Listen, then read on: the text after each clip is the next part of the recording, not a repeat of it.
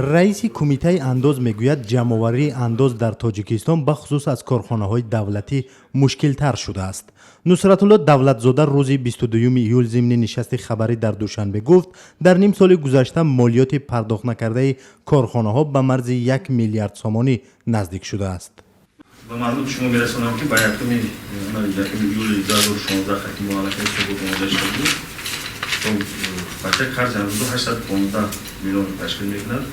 نسبت اول سال 112 میلیون زیاد شده است. در مجموع است. مثلا اصلا با اساس هم کارخانه تمام زیاد شده است. من جا در خط هم میگم خط است. خب برای معلوم شما میرسونم مثلا خرجای کلون گفتم مدگه با همین شرکت برق توجی مبلغ 185 میلیون نسبت اول سال 33 و 7 میلیون سومانی بیشتر است. با گفته رئیس کمیته انداز نه تنها کارخانه و مؤسسه های بزرگ دولتی بلکه کارخانه های میانه تابع دولت هم توان پرداختن مالیات را ندارند و تقاضاهای پی در پی هم از آنها نتیجه نداده است.